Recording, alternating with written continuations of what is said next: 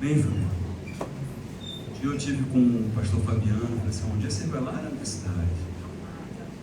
E se cumpriu, irmãos. Jesus, o que é impossível para você, aquilo que você não acredita, se você colocar a fé, o Senhor faz acontecer. Para nós, uma honra ter vocês aqui também.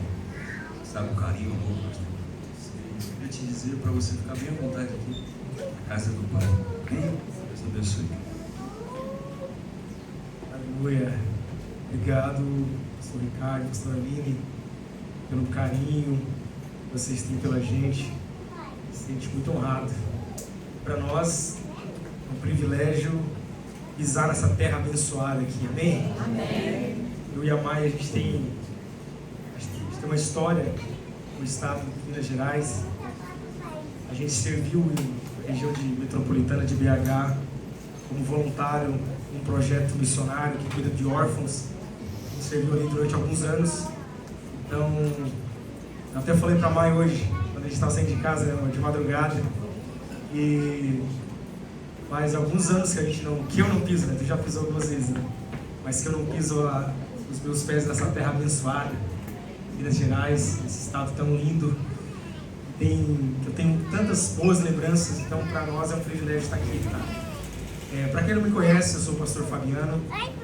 Eu faço parte da igreja Abapai, lá de Criciúma. Eu vim lá do sul do mundo. Criciúma é uma cidadezinha do interior de Santa Catarina. E o pastor Ricardo participou de um evento lá com a gente. Tive o privilégio de conhecer ele lá. Ficou uma semana junto. Eu falo que ele é um lorde. Fala bonito assim, né? E querido demais. Eu estou muito feliz de estar aqui, de verdade. Deus tem dado a graça, o favor para mim, para minha esposa, de pisar em alguns lugares desse nosso Brasil. E isso aquece muito meu coração, porque eu percebo que nesse Brasil existe uma igreja viva ainda. E quando eu falo igreja viva, eu não estou falando de uma congregação, de uma placa de uma igreja. Porque a igreja não é o prédio, a igreja são as pessoas que se reúnem no prédio.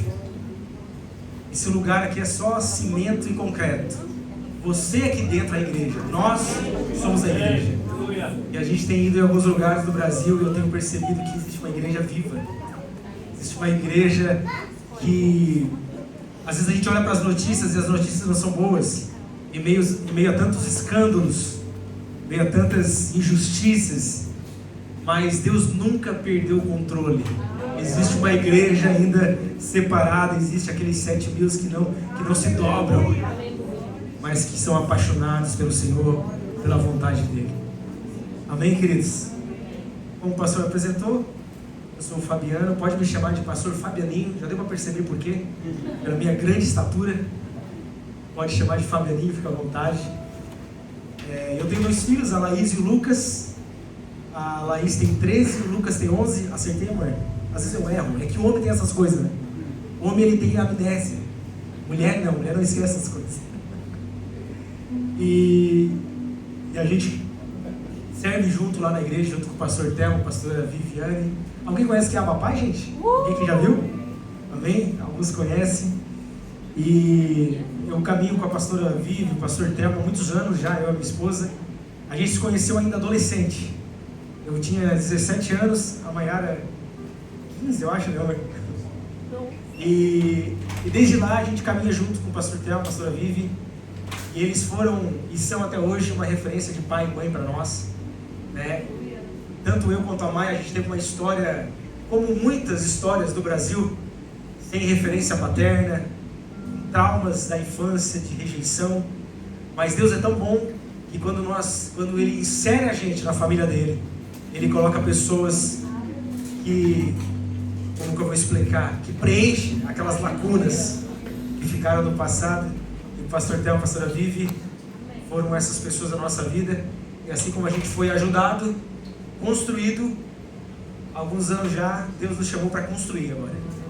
Para levantar outras pessoas, para amar, para restaurar pessoas. E a gente tem o prazer de ter fundado a Abapai junto com o pastor Théo, a pastora Vivi. E É uma honra, é um privilégio tudo que a gente está vivendo em Criciúma. Uma Nazaré é uma cidade tão improvável e Deus tem feito grandes coisas naquele lugar. Só que eu tenho certeza que Deus também tem grandes coisas para fazer nessa terra. A única coisa que Ele espera é um coração disposto a dizer sim. E se Ele encontrar aqui essa noite um coração disposto a dizer sim, Ele pode fazer muita coisa. Quem crê nisso? Amém. Amém. Eu queria convidar você para abrir a palavra de Deus junto comigo em Atos dos Apóstolos, capítulo 2, verso 42. Atos 2, 42. Eu vim com outra palavra, eu vim com uma palavra pronta, preparada. Só que enquanto a gente estava voltando do aeroporto, a cidade aqui, pastor e pastora falaram uma frase ali sobre Atos dos Apóstolos, sobre a igreja de Atos, e Deus me trouxe paz para mudar a palavra. Eu quero falar sobre a igreja de Atos essa noite aqui.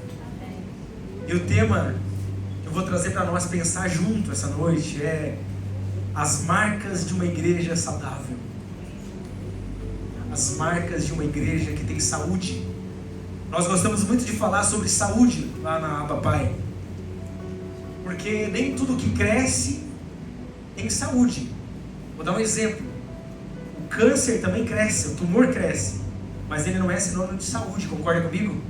Então nem tudo que cresce é saudável, mas tudo que é saudável no tempo de Deus cresce, frutifica, só que no tempo dele. Amém? Amém. Eu quero falar hoje sobre as marcas dessa igreja que marcou a história, as marcas dessa igreja que transformou o mundo. É por causa dessa igreja de Atos que hoje nós estamos aqui. É por causa dessa igreja de Atos que hoje nós temos a Bíblia na nossa mão. É por causa dessa igreja de Atos que hoje a gente pode levantar as nossas mãos e cantar louvores aqui. Porque homens e mulheres decidiram entregar tudo por amor ao Evangelho. Homens e mulheres que Hebreus vai dizer que o mundo não é digno. Heróis da fé. Pessoas que perderam as suas cabeças, foram mortos por amor a Cristo, para que o Evangelho chegasse até nós. É a igreja do primeiro século, a igreja de Atos. Só que eu creio que essa igreja de Atos, ela é uma fotografia. Ela é um extrato daquilo que Deus espera de nós como igreja hoje.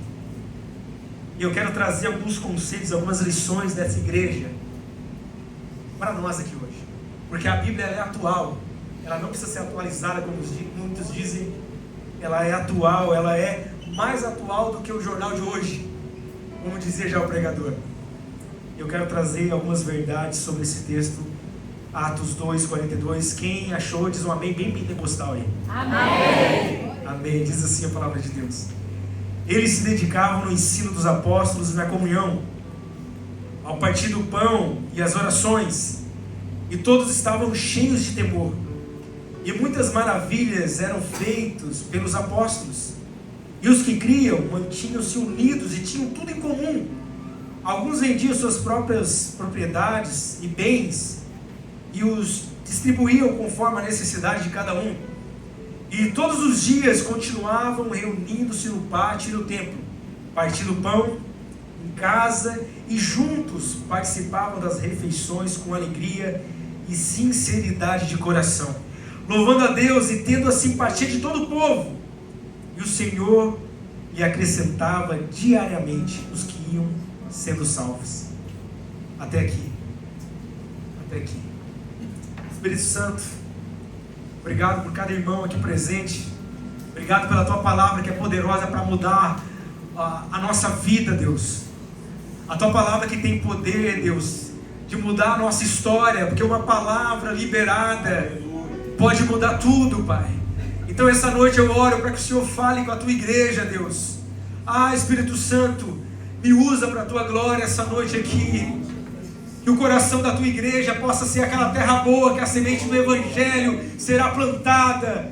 E eu oro para que essa semente, que esse coração aqui que me ouve essa noite seja uma terra boa, onde essa semente será plantada, vai germinar, vai crescer e gerar muito fruto para a glória do teu nome. Quem crê diz amém? Amém. Amém. Eu quero falar sobre algumas marcas dessa igreja. E a primeira marca que a gente enxerga nessa igreja, a igreja de Atos, é uma igreja que permanece. É uma igreja que não desiste. É uma igreja que continua. É uma igreja que persevera. É uma igreja que não desiste. Custe o que custar, eles continuavam com a sua fé firme. E eu queria te encorajar, meu irmão, minha irmã que me ouve aqui essa noite, permaneça, continue. Em João 15, Jesus fala que eu e você somos os ramos, e Jesus, Ele é a videira verdadeira. E Ele repete em João 15, 12 vezes a palavra permanecer. Sabe o que significa? Que permanecer é importante. Se Jesus repetiu 12 vezes a mesma palavra, você concorda comigo que Ele estava querendo dizer que isso é algo muito importante? Concorda comigo? Amém. Porque permanecer é importante. Essa igreja, ela permanecia na fé em Cristo. Então, meu irmão, eu gosto de dizer que não é sobre intensidade, é sobre constância. Melhor que a intensidade é a constância. Porque a nossa geração ela tem um problema. A gente é muito intenso. Quando eu falo a nossa geração, é os nossos dias. A gente é muito intenso, a gente é muito empolgado, mas a gente corre o risco de não ser constante. E aqui eu quero tentar trazer alguns exemplos práticos para tentar provar isso que eu estou querendo dizer. Quem aqui já se inscreveu num curso em alguma coisa e não continuou? Levanta a mão. Quem aqui já se inscreveu, fez aquele plano anual da academia e disse, agora eu vou viver uma vida fitness, e não foi da academia? Levanta a mão. Olha aí, ó. Viu, amor? Não é só eu. Quem aqui já comprou um instrumento musical porque viu o irmão tocando teclado aqui e falou, nossa, parece ser tão fácil, e hoje o violão virou só um objeto de decoração da casa? Tem alguém? Vocês estão... Sabe por que isso? Porque às vezes a gente se empolga. Às vezes a gente é intenso.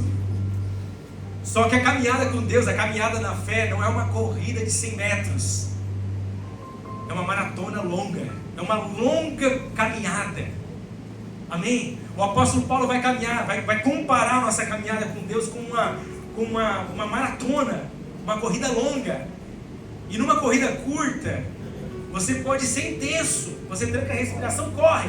Mas numa corrida longa, você tem que ir devagarzinho, mas você não pode parar. Quem está entendendo? Amém. O que Deus está falando para mim e para você essa noite: permaneça. Mesmo que esteja doendo, permaneça. Eu estou com vontade de desistir, mas permaneça. Eu estou indo devagar, mas não tem problema, mas não para, permaneça. Porque não é sobre intensidade, é sobre constância. É sobre permanecer, porque o próprio Jesus disse que aquele que permanecer até o fim será salvo. Então não é a velocidade que eu corro a corrida da fé, mas é a constância que eu tenho nessa corrida. Quem está comigo aqui, quem está entendendo? E essa igreja de Atos, ela permanecia no quê? Primeiro, no ensino dos apóstolos, na palavra de Deus. Meu irmão, a igreja de Atos era uma igreja que permanecia na palavra. O fundamento era a palavra. O manual era a palavra. E a Bíblia era inerrante, infalível, verdade absoluta. O manual da nossa vida. Sabe por que a nossa vida não funciona direito às vezes?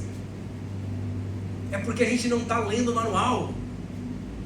E quando a gente não aplica o manual, a gente não funciona direito. Eu conto essa história lá na igreja. A gente mudou o som há uns anos atrás. E a gente tinha uma mesa mais antiga, uma mesa analógica. Os músicos aqui vão me entender. E a gente ganhou uma mesa digital, mais moderna. Só que ninguém sabia mexer naquela mesa. E como a gente não tinha muito recurso, a gente decidiu a gente mesmo fazer. Sabe aquele negócio? Vamos fazer nós? Juntamos os músicos lá e tentamos instalar a mesa. Resultado, ninguém conseguiu.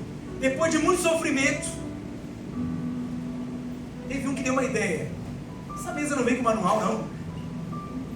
É óbvio. A gente leu o manual. Sabe o que aconteceu? Funcionou, meu irmão. Por que eu estou falando isso? Porque às vezes a nossa vida não funciona. Às vezes a gente fica rodando em círculo. Às vezes a gente fica repetindo o processo, porque a gente não está aplicando o manual, meu irmão. Tudo que eu preciso para viver está escrito aqui. A Bíblia tem conselho amoroso, financeiro. Tudo que você imaginar está escrito. Deus já falou. Os psicólogos descobriram agora que observar passarinho é tratamento para ansiedade. Sabia disso?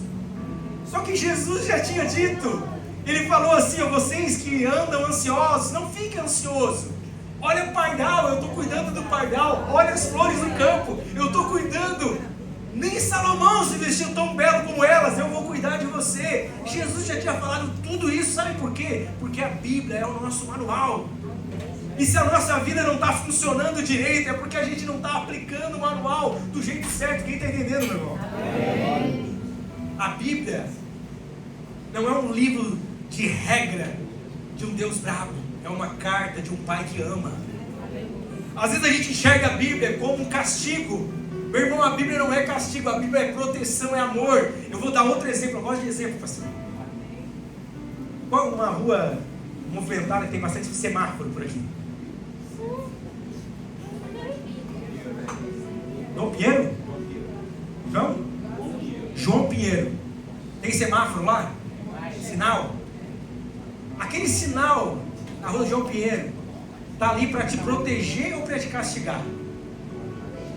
Para te proteger. Eu sei que quando você está com pressa, você quer passar o vermelho. Mas aquele vermelho ali não é um castigo. Aquele vermelho é uma lei de trânsito para te proteger. Porque se você furar o sinal vermelho, você pode bater o carro, até mesmo perder a vida. Ter uma perda financeira, da saúde. Quem está entendendo, gente? Amém. A lei de Deus, ela não é para me castigar, é para me proteger. Deus colocou alguns sinal vermelho aqui, alguns, para te proteger, porque Ele te ama. Porque Ele quer ver você bem, porque Ele é um Pai que te ama. Ele é um Pai que te protege, Ele é um Pai que quer te ver bem. E às vezes a nossa vida não vai bem porque a gente não segue o manual. Os apóstolos permaneciam na palavra. Meu irmão, quero te encorajar essa noite aqui. Leia a Bíblia.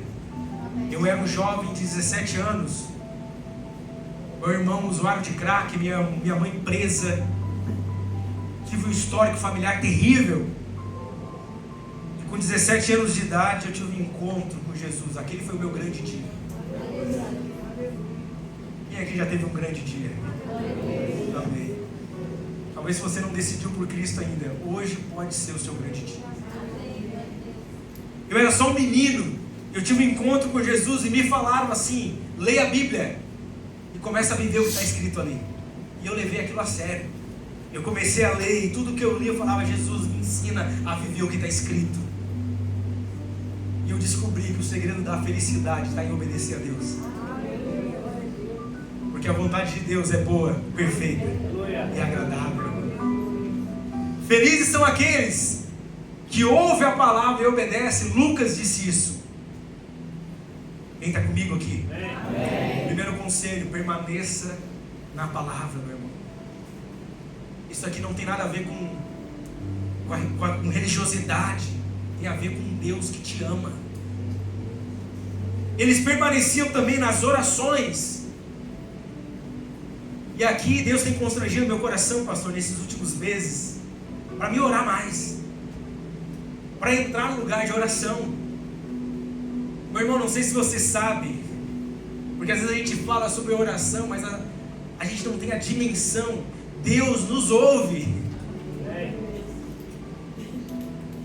Sabe, em Mateus 6, Jesus disse para mim entrar no meu quarto e fechar a porta, que o Deus que me vê em secreto me recompensará.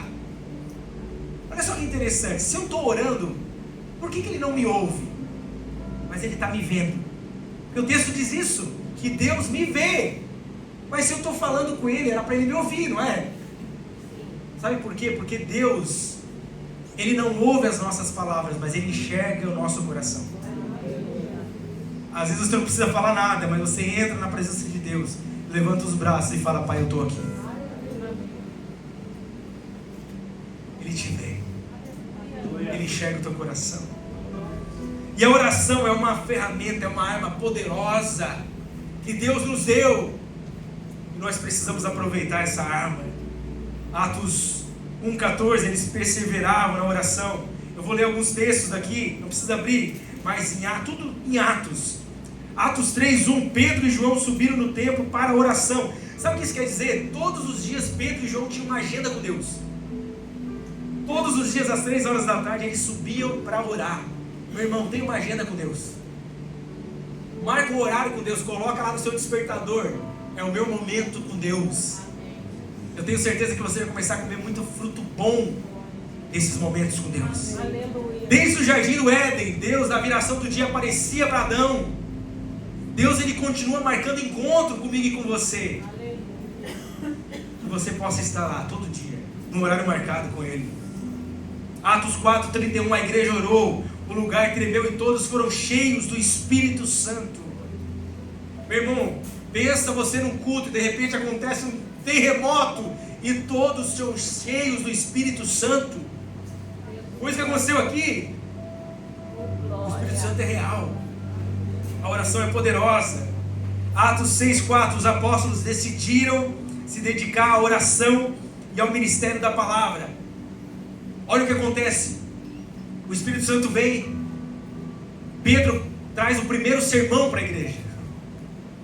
Nesse primeiro sermão, 3.000 pessoas se convertem, tirando crianças e mulheres. Depois, o segundo sermão, 5.000 homens se convertem, tirando crianças e mulheres. E agora a igreja cresceu, já tem mais de 10.000 pessoas nessa igreja, a igreja de Atos.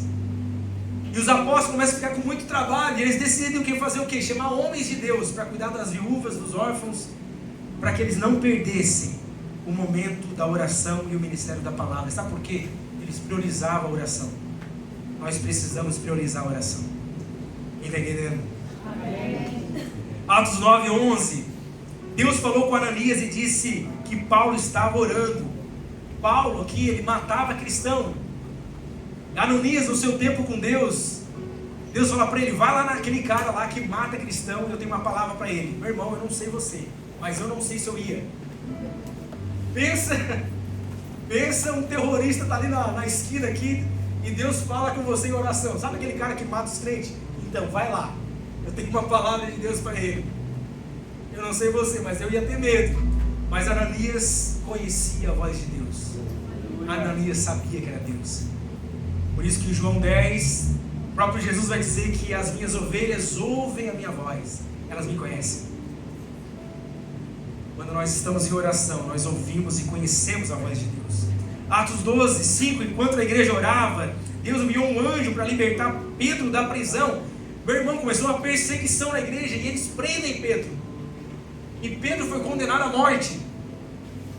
Só que a igreja, em vez de lamentar, a igreja começa a orar, pastor. Se reúne para orar. E sabe o que acontece? Deus manda um anjo lá na prisão. E o anjo solta as correntes, caem de Pedro. A porta se abre. Pedro achou que era uma visão, um sonho. Depois ele percebeu, não, é real. Sabe o que isso nos ensina, meu irmão? Que quando nós oramos com fé, as cadeias se quebram. Aleluia. As correntes caem no chão. Correntes espirituais são abertas. Pessoas são libertas. Caminhos são abertos. Caminhos que Deus tem para mim e para você são abertos quando eu e você entramos no lugar de oração. Então, em nome de Jesus, Deus está chamando eu e você essa noite para um lugar de oração. Meu irmão, ore. Quem está comigo aqui? Amém. Atos 16:25. Paulo e Silas estavam presos. Esse é meu preferido. Mas começaram a orar e a louvar a Deus. O lugar tremeu, as portas se abriram. Meu irmão, eles sofrem, eles são açoitados, são presos. Só que por volta da meia-noite, eles podiam estar reclamando, eles podiam estar: Deus, eu preguei o evangelho, olha o que aconteceu comigo. Mas ao invés disso, eles começam a orar e adorar Jesus. Eles começam a louvar a Deus, a adorar aquele que vive. E sabe o que acontece? De novo vem um terremoto, a prisão se abre. Aquele que seria o carrasco de Paulo e Silas agora se converte e ali nasce uma igreja. Sabe por quê? Porque a oração é poderosa, meu irmão. A oração é poderosa. Às vezes a gente fala assim, até sem querer, como uma gíria evangélica: eu não posso fazer nada, eu só posso orar. Não é só orar, meu irmão, é orar. A oração é tudo. Quem está comigo aqui? De ponta a ponta a oração estava presente naquela igreja. Jesus ensinou a orar. O próprio Jesus se retirava para orar.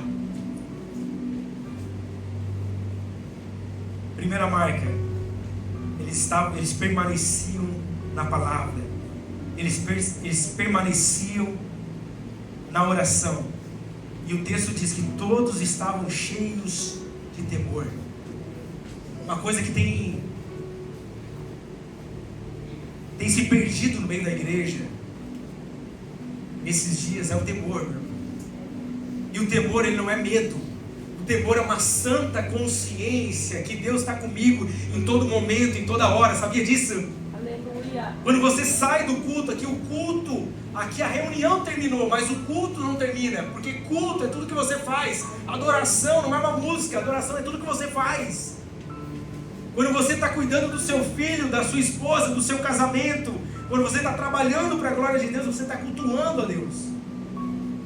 O culto não é um momento, uma vez por semana. O culto é tudo que eu faço para Deus. Por isso que Paulo vai dizer: quer comais, quer bebais, quer fazer qualquer coisa, quer fazer qualquer outra coisa, faça tudo para a glória de Deus. Ou seja, quando você vive para a glória de Deus, você está cultuando Ele. Esse momento aqui, 1, 2 vezes por semana, é só um extrato da nossa vida. É só um reflexo da nossa vida. Quem está entendendo? Eles eram cheios de temor. E o temor é uma santa consciência que Deus está comigo. Hebreus vai dizer sobre um santo temor. Sabe o que é um santo temor? É uma santa consciência que Deus vai contigo para a sua casa, meu irmão. E quando você está sozinho lá no seu quarto, Deus está ali contigo. E você não peca, não porque o pastor vai ficar triste, mas você não peca, sabe por quê? Porque você tem temor no seu coração. E a Bíblia vai dizer que o temor do Senhor é o princípio da sabedoria. Provérbios 9, 10. Meu irmão, isso é tão precioso. Presta atenção nisso. Isso pode mudar a sua vida. A sabedoria, ela está ligada ao temor. Um coração que teme a Deus é o princípio da sabedoria. O temor é a chave que nos dá acesso à sabedoria de Deus. Se eu perguntar aqui quantos querem a sabedoria de Deus, eu creio que a maioria vai levantar a mão. Eu quero. Só que a gente consegue acessar essa sabedoria através de um coração que teme. Então, quando Deus encontra temor no meu e no seu coração, Ele revela sabedoria.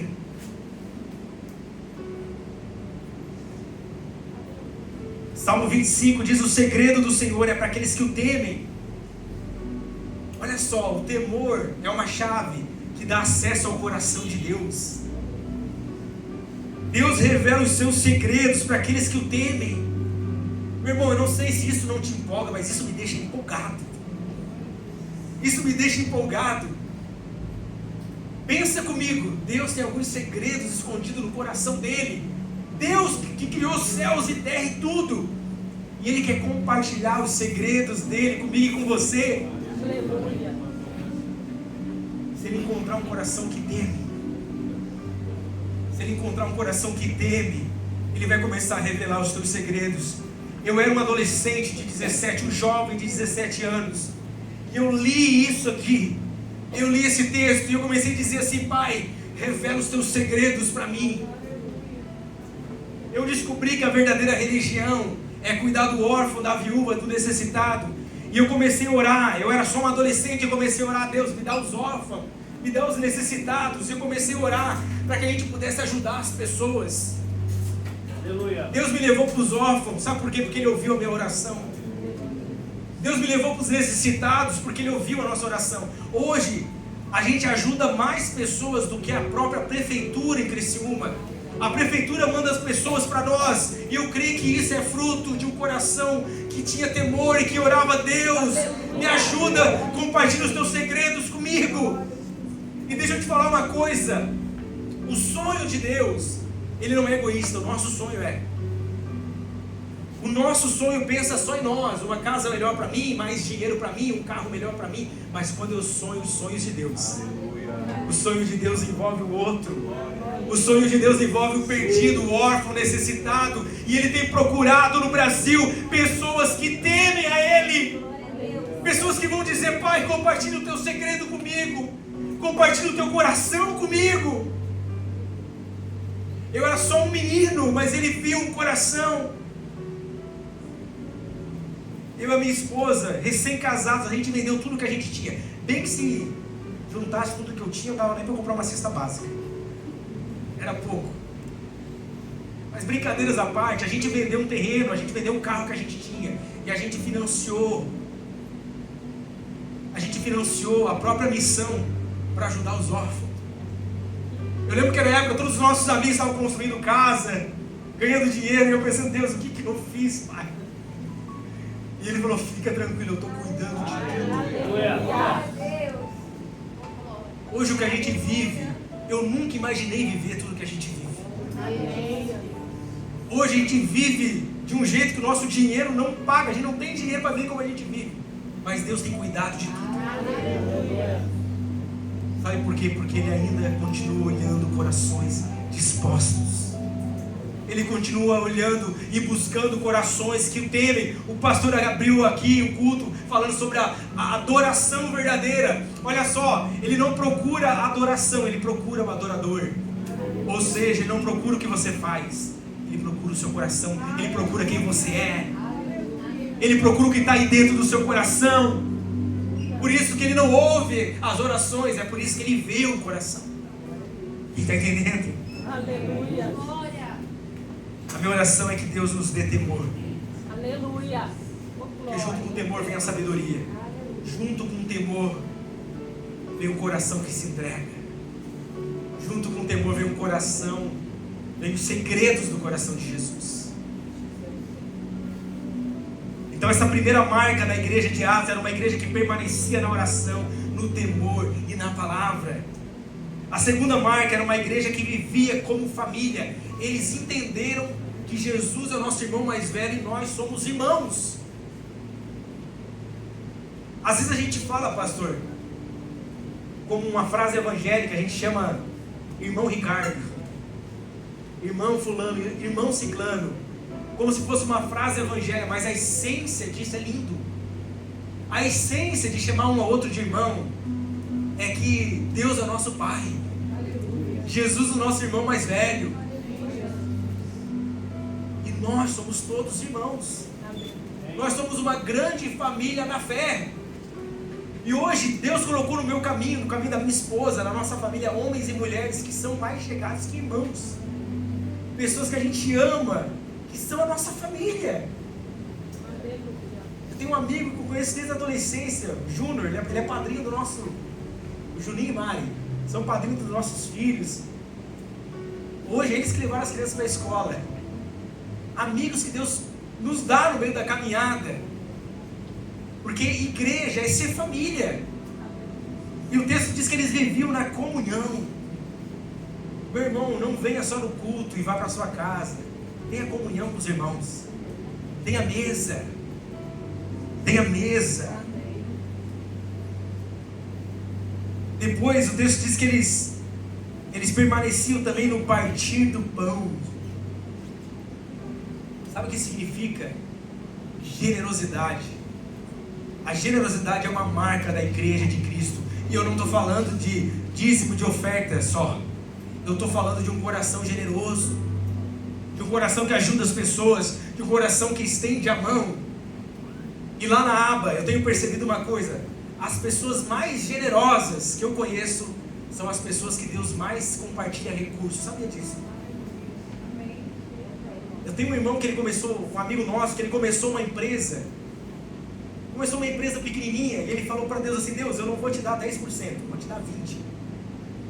10% eu vou dar para a igreja, que é meu dízimo, e 10% do meu ganho eu vou ajudar algum irmão, eu vou pagar a faculdade, eu vou fazer alguma coisa. Esse irmão hoje, ele é tão abençoado financeiramente falando, que aquele valor lá não é nada para ele hoje. Quando eu me converti, eu tinha um amigo chamado Valmor.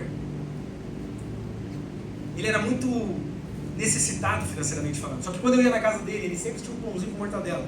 Ele separava para ele. Só que ele fazia questão de partir o pão no meio e compartilhar comigo. E eu nunca queria comer, porque eu falava, não, só tem isso. Ele falou, não, se tu não comer comigo eu vou ficar bravo. O que eu tenho é pouco, mas eu quero dividir contigo. Está entendendo que não está ligado a valor, é coração. Deus procura um coração generoso. Eles partilham o pão. Tem uma frase que o pastor Judson liberou para o Thelma e para a Vivi alguns anos atrás. Ele deu um presente, um quadro. E nesse quadro tinha uma frase que dizia assim: quando você tem mais do que precisa, não aumente o muro, aumente a mesa. E agora eu queria que você desse uma cotovelada nesse irmão aí, sacode ele assim e fala assim: meu irmão, não, fala mais alto, fala: meu irmão, não aumenta o muro, aumenta a mesa. Sabe o que significa? Que quando eu tiver mais do que preciso, não é para mim aumentar um muro e ter só para mim, é para mim aumentar uma mesa, estender a mesa. Isso é ser igreja. Isso é ser cristão. Isso é ser um amigo de Jesus. Essa era uma marca da igreja de Atos dos Apóstolos. E Jesus nos chama hoje para viver de acordo com essas marcas. E se eu e você permitir, Ele vai colocar as marcas de Cristo no nosso coração essa noite aqui. E uma marca que eles tinham era um coração generoso. Quem está entendendo?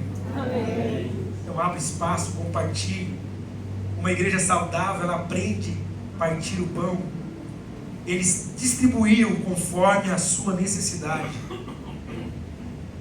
A gente começou um projeto alguns anos atrás chamado Mercado Solidário lá na igreja.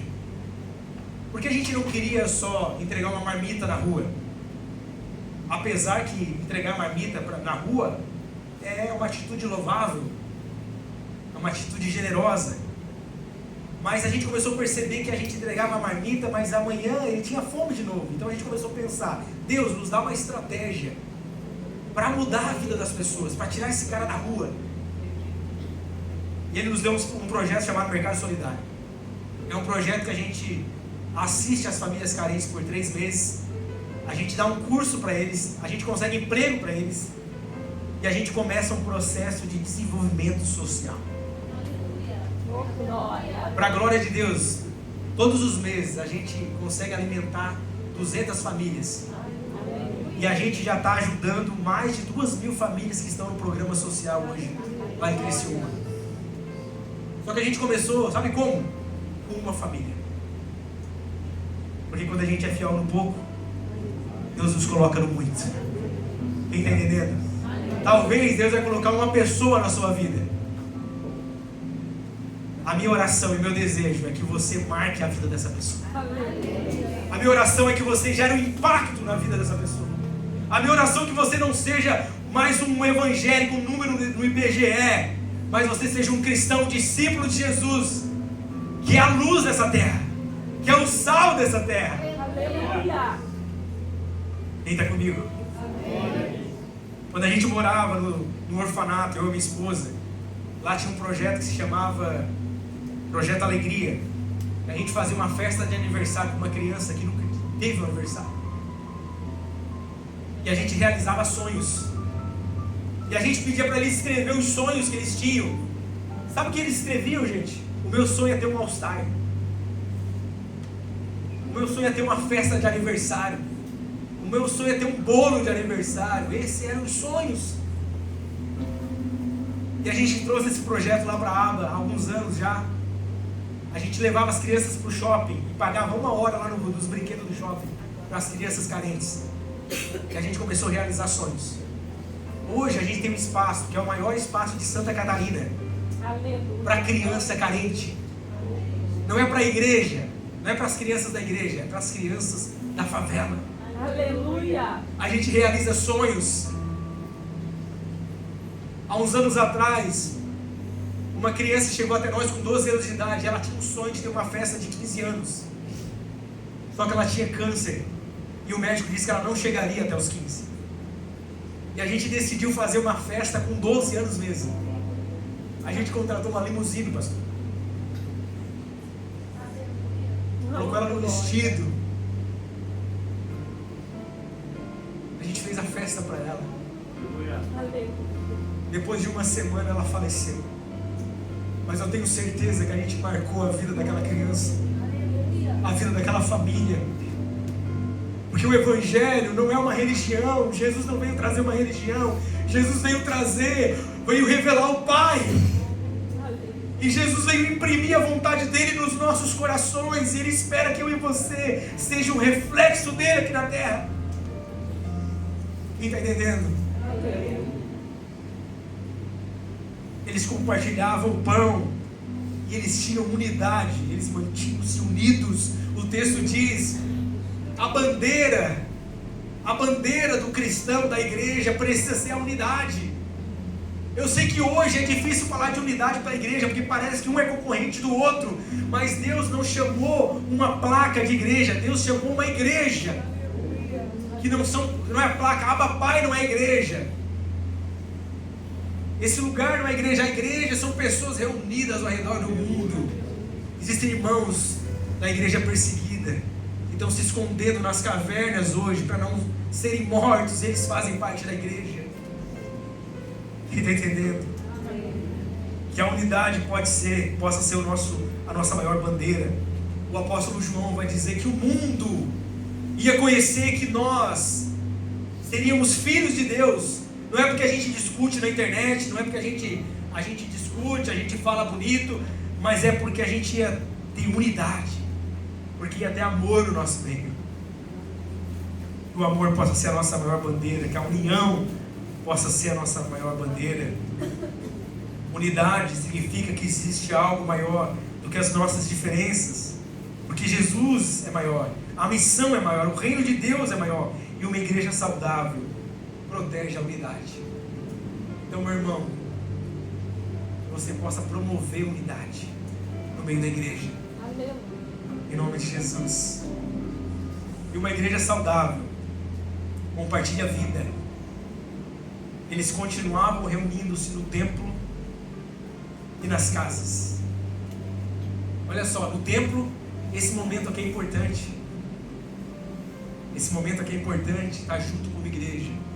Mas é importante estar nas casas também, na mesa, no aconselhamento, no café. A gente tem um projeto que nasceu lá na Aba, chamado Abaon.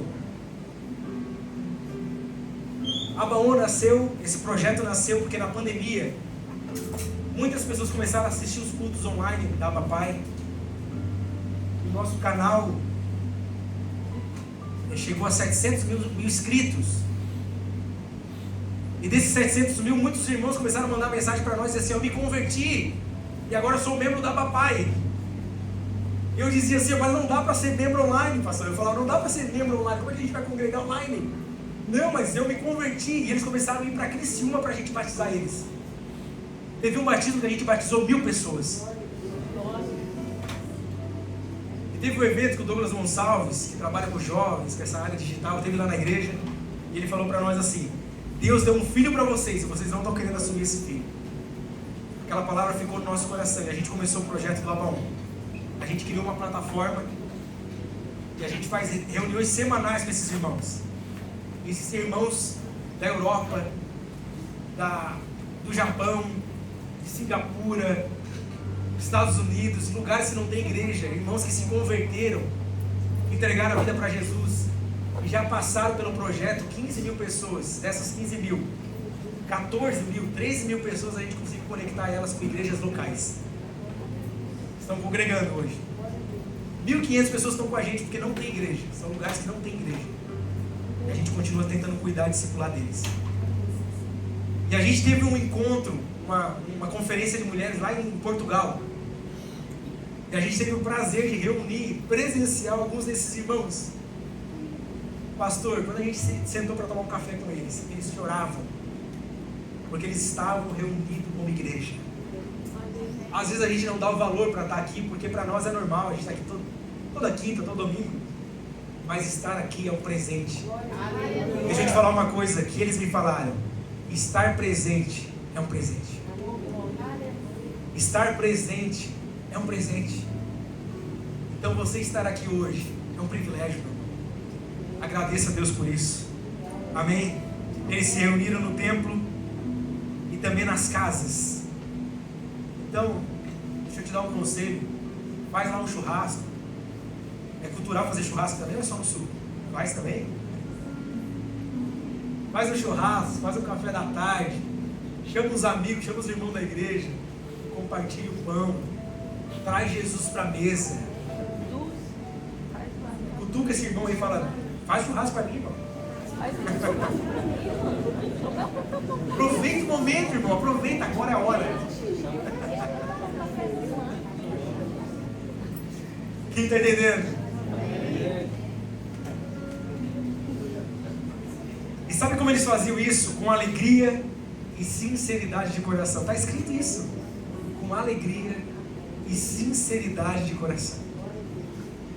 A gente possa trazer pessoas para a mesa com alegria e com sinceridade de coração. Tem mesa, tem comida, tem alegria, tem sinceridade, tem relacionamento, tem vida sendo compartilhada. E coisa boa, gente. Eu gosto de trazer a palavra aqui no púlpito, mas eu gosto ainda mais de estar na mesa. E eu tenho a impressão que Jesus também gostava da mesa, porque os momentos mais importantes do ministério de Jesus, ele não estava no púlpito, ele estava na mesa. A Santa Ceia não foi no púlpito que ele falou, foi aonde? Na mesa. Vários momentos importantes da igreja, Jesus estava na mesa. As bem-aventuranças. A gente olha Jesus, mas Jesus não está falando para a multidão, ele está numa roda compartilhando com os discípulos, ou seja, na mesa. A mesa é importante. Não fique apenas na multidão. Permita-se ser conhecido. Permita-se ser cuidado. Cuide de alguém. Porque uma igreja saudável compartilha a vida. Amém, meu irmão? Amém. E por último, a última marca dessa igreja de Atos. Tem muitas outras, mas hoje eu vou falar só de 4. A quarta marca dessa igreja é que era uma igreja que acreditava no Deus do impossível. Porque o texto diz que muitas maravilhas e sinais eram feitos. Deus continua fazendo maravilha, sinal. E meu irmão, deixa eu te falar uma coisa. Deus continua curando o câncer. Ele continua fazendo só aquilo que Ele pode fazer. Ele continua sendo Deus. E eu quero te encorajar, eu quero trazer um ânimo para a sua fé, para que você acredite. Ele continua sendo Deus. Tem uma irmã que deu testemunho mês passado, que o médico disse para ela assim, ó: ei, vai para casa, nem faz o tratamento, que você só vai sofrer. Viva os últimos dias de vida com a sua família, porque não tem o que fazer. Ela começou a orar, começou a fazer o tratamento, e para a glória de Deus ela foi curada. Sabe por quê? Porque Deus ainda continua sendo Deus do impossível. Mês passado teve um evento de casais, e nesse evento o irmão trouxe o testemunho para o pastor Telmo, que ele decidiu tirar a própria vida. Ele foi para a varanda do seu prédio, e quando ele estava prestes a pular, a televisão ligou da sala, apareceu uma mensagem no YouTube, e bem na hora o Telmo pregando dizia assim: não desista da sua vida. Ele deu um passo para trás, começou a ouvir a mensagem, entregou a vida para Jesus e estava lá no retiro dando testemunho. Sabe por quê? Porque Deus continua sendo Deus do impossível. Deus é o dono da história. Ele não desistiu, Ele não perdeu o controle. Tudo está na mão dEle. E nós precisamos acreditar mais. Quando eu me converti, eu comecei a ler que Deus curava. Eu comecei a dizer: Deus me usa.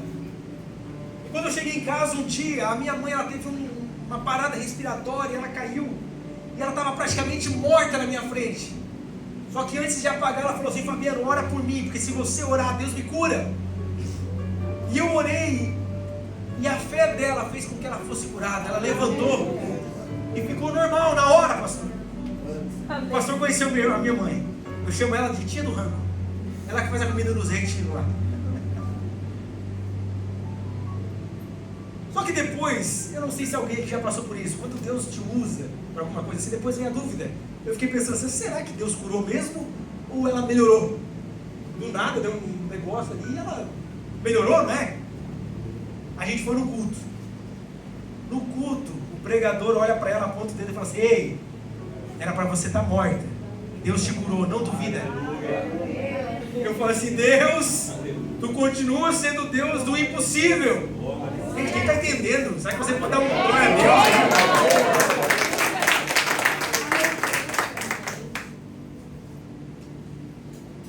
Esses dias eu preguei, há um mês atrás eu preguei no culto das 10, a gente faz 4 cultos no domingo, eu preguei no culto das 10.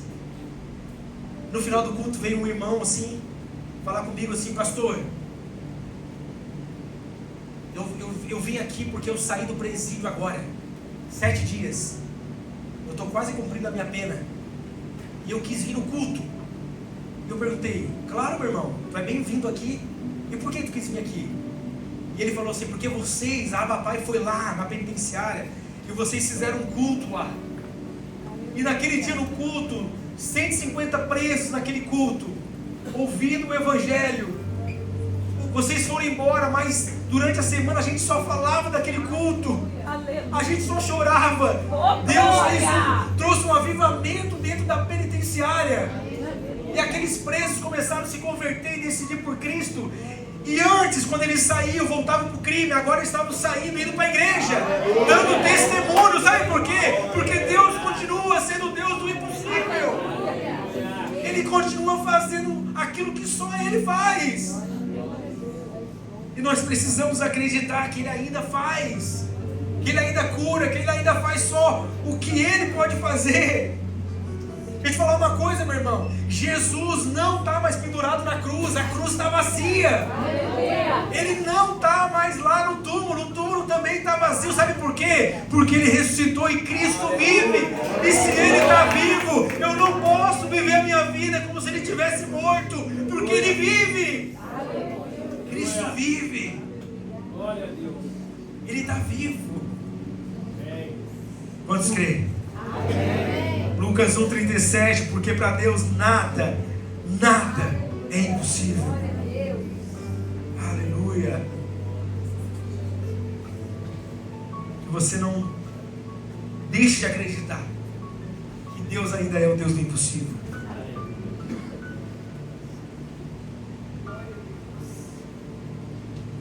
E o texto termina tendo a simpatia de todo o povo. Uma igreja saudável brilha no meio da escuridão. Brilhar fala de testemunho.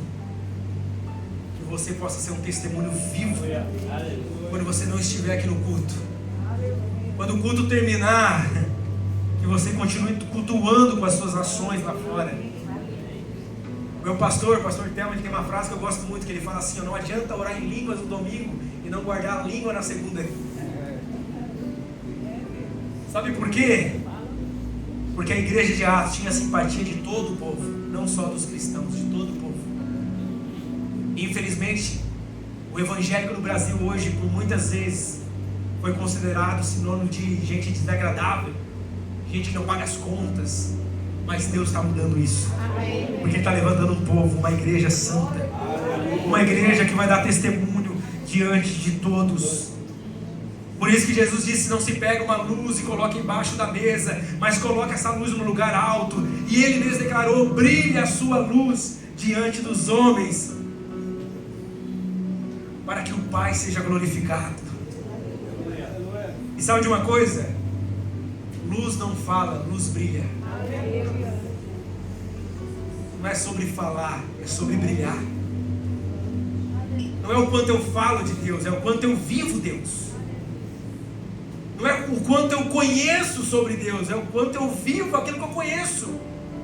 Por isso que não é só ouvir a palavra, é praticar a palavra. Quem está entendendo? Amém. E eles louvavam a Deus. O texto continua. Isaías 29. Deus não procura os nossos lábios, porque Ele reclamou através do Isaías, através do profeta. Esse povo me honra com os lábios, mas o coração está longe. Ele continua procurando corações que temem a Ele. Viver de uma maneira que glorifique a Ele.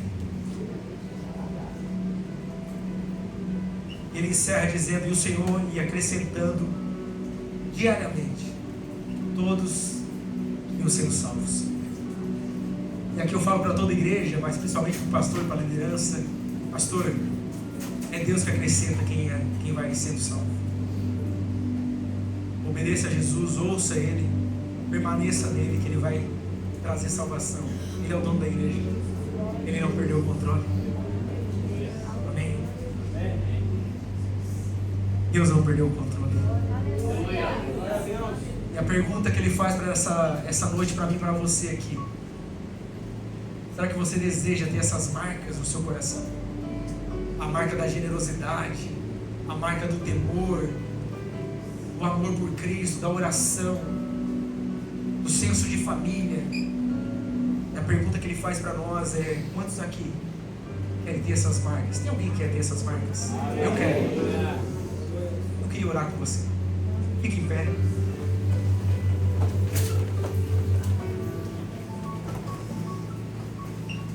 Sabe, eu tenho aprendido com Jesus que não existe oração forte e oração fraca. Existe oração com fé e com sinceridade, e oração sem fé e sem sinceridade. E o que Ele procura de mim e de você essa noite não são palavras bonitas, mas é um coração sincero. Eu queria te encorajar a ser sincero com Deus. Eu queria te encorajar agora a fazer uma oração sincera, verdadeira.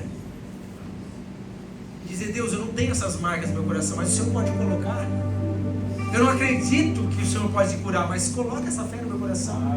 Eu não tenho um coração generoso, mas me dá um coração generoso.